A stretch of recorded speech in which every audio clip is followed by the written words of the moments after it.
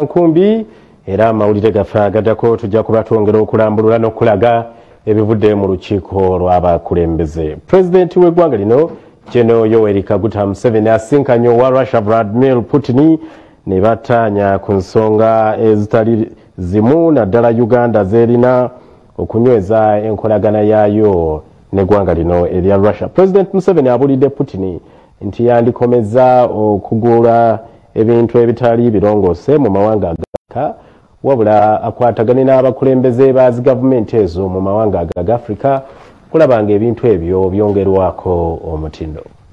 President Yoweri Museveni olunaku lw'eggulo yeetabye mu kafubo ne President wa Russia Vladimir Putin mu Ttabamiruka agatta amawanga okuli Russia ne Africa oluyinda mu kibuga kya St. Petersburg. Mu nsisinkano eno President Museveni yataanyiza ku nkolagana ne Russia mu by'okusima amafuta, amasanyalaze aga nuclear, ebigimusa, battery z'amasanyalaze n'obwengulanga bino bijja kusobozesa Uganda okubeera ne satellite yaayo. We have also agreed with the Russian groups on building a nuclear power station for generating electricity, and that one is going on, and I'm very happy with that.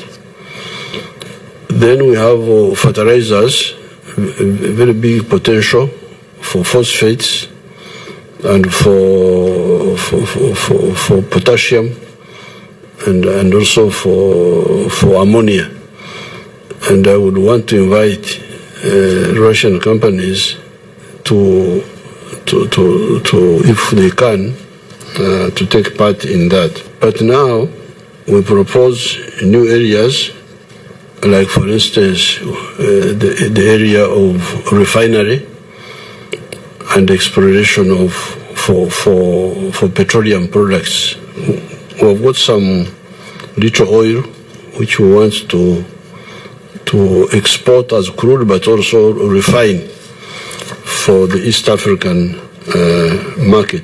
President abulidde kamukyaza okwejjamu enkola ey'okugula ebintu ebitali birongoose wabula akolagana ne gavumenti okugatta omutindo ku bintu. Ye President Putin abulidde President Museveni nti Russia neeteefuteefu okunyweza enkolagana wakati waabwe ne Africa mu byenfuna, ebyobufuzi, obutebenkevu, obusuubuzi n'ensonga endala nnyingi. В прошлый раз мы виделись с вами в Сочи в ходе первого саммита Россия-Африка. И я признателен вам за то, что вы прибыли сегодня в Петербург во главе делегации Уганды.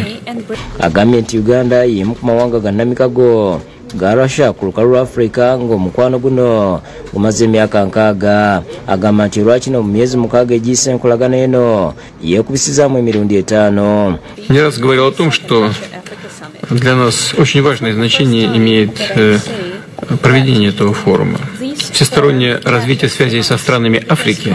Ategeeza nti Russia yakubisa musikala ze wa Uganda emirundi 2 n'okuzimba laboratory ez'emulembe nga zino zakuyamba mu kulongoosa endwadde. Политики в области безопасности, в торгово-экономической и гуманитарной сфере. And I thank you for the scholarships.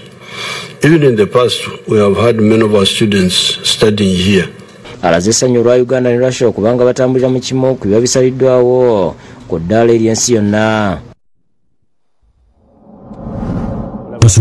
Bukedde tuli live ku Bukedde ne Aban TV. Kanywe mu kulendo lw'amazzi tutandika butandisi ne komawo n'ekitundu ekyokubiri tovaawo.